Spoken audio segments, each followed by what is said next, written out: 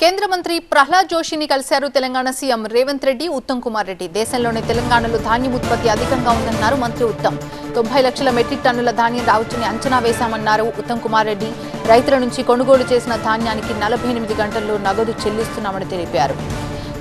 గత ఏడాది మిగిలిపోయినటువంటి 30 లక్షల మెట్రిక్ టన్నుల పారాబాయిల్డ్ రైస్ కొనుగోలు చేయాలని కేంద్రానికి విజ్ఞప్తి చేశారు. పెండింగ్ లో ఉన్నటువంటి 1400 కోట్ల రూపాయలు విడుదల చేయాలని కేంద్ర మంత్రికి విజ్ఞప్తి చేశారు రేవంత్, ఉత్తమ్ కుమార్ రెడ్డి.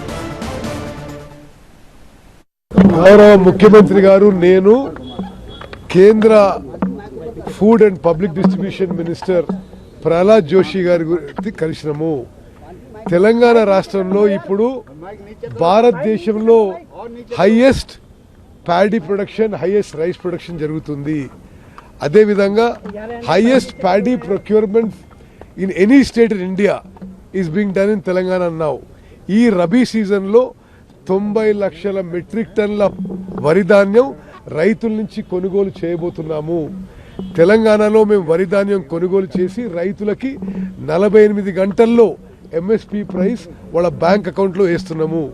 ఈ పరిస్థితుల్లో మరి తెలంగాణకి ఈ రబీలో 30 లక్షల మెట్రిక్ టన్నుల బాయిల్డ్ రైస్ కేంద్ర ప్రభుత్వం ఎఫ్సిఐ ద్వారా తీసుకోవాలని చెప్పి మేము కేంద్ర మంత్రికి రిక్వెస్ట్ చేయడం జరిగింది. అదేవిధంగా ఒక 10 ఏళ్ల నుంచి 1400 కోట్లు కేంద్ర ప్రభుత్వం నుంచి రాష్ట్ర ప్రభుత్వానికి డ్యూ ఉన్నాయి. అవి కూడా వెంటనే విడుదల చేయమని చెప్పి కేంద్ర మంత్రిని విజ్ఞప్తి చేసినాము.